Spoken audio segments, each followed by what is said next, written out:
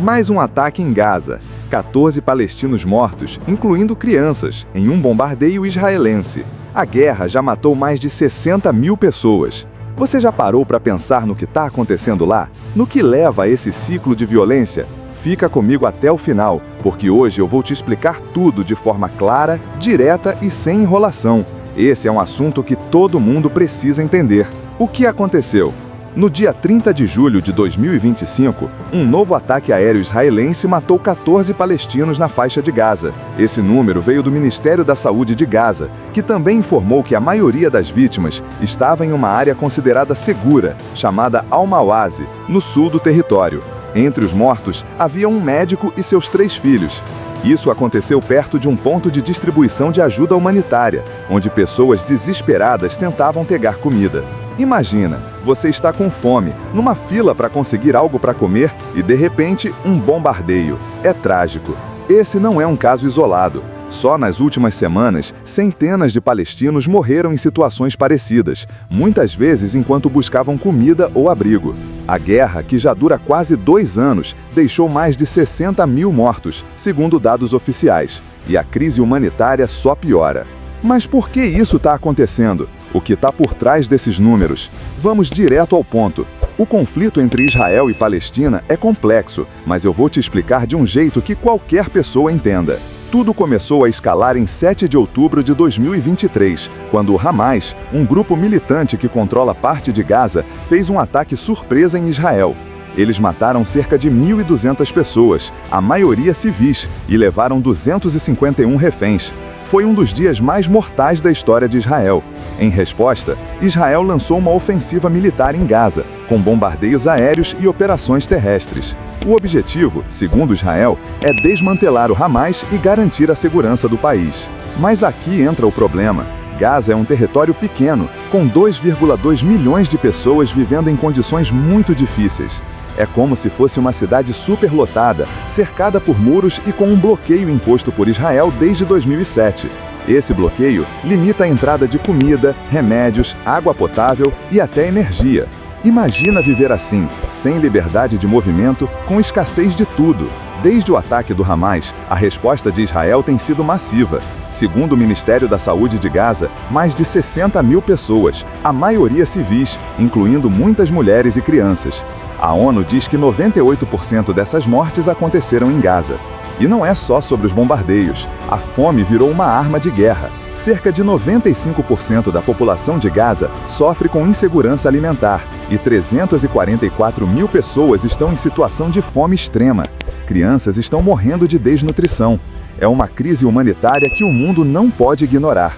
E tem mais, a ONU e organizações como Médicos Sem Fronteiras denunciam que muitos desses ataques acontecem em áreas que deveriam ser seguras, como perto de centros de ajuda humanitária. No ataque de 30 de julho, por exemplo, as vítimas estavam em Al-Mawazi, uma zona que Israel disse ser segura para civis. Só que na prática não existe lugar seguro em Gaza. Isso levanta uma questão séria: como proteger civis em meio a um conflito tão intenso? Por que isso continua? Você deve estar se perguntando, por que ninguém para isso? A verdade é que já houve várias tentativas de cessar fogo. Em janeiro de 2025, por exemplo, o Catar anunciou uma trégua que deveria começar no dia 19. O acordo incluía troca de reféns e prisioneiros e a retirada gradual das tropas israelenses. Mas, como vimos, os ataques continuam. Por quê? Primeiro, Israel diz que só vai parar quando o Hamas for destruído. O primeiro-ministro Benjamin Netanyahu insiste que o Hamas precisa liberar todos os reféns e se desarmar. Já o Hamas quer um cessar-fogo permanente e a retirada total de Israel de Gaza. Nenhum dos dois lados cede. Enquanto isso, quem sofre é a população civil. Além disso, a comunidade internacional está dividida. Países como os Estados Unidos apoiam Israel, enquanto outros, como o Brasil, pedem o fim dos ataques e acusam Israel de genocídio. Em novembro de 2024, a ONU disse que Israel estava privando os palestinos de necessidades básicas, como comida e água. Até o Tribunal Penal Internacional emitiu um mandado de prisão contra Netanyahu por crimes de guerra. Mas, na prática, essas acusações não mudaram muito o cenário. E tem outro ponto: a ajuda humanitária. Israel controla a entrada de suprimentos em Gaza e entre março e maio de 2025 bloqueou quase tudo. Desde então, reabriu as fronteiras, mas com restrições.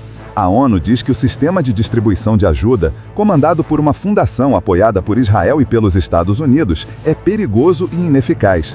Muitas vezes, civis são mortos enquanto tentam pegar comida, como aconteceu no ataque de 30 de julho.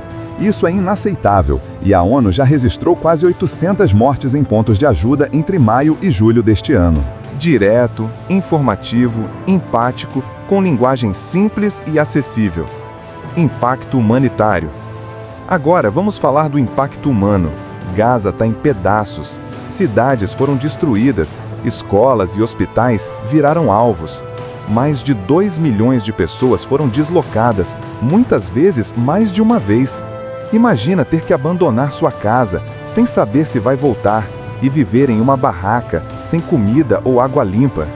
O bloqueio de Israel cortou o acesso a vacinas, remédios e energia.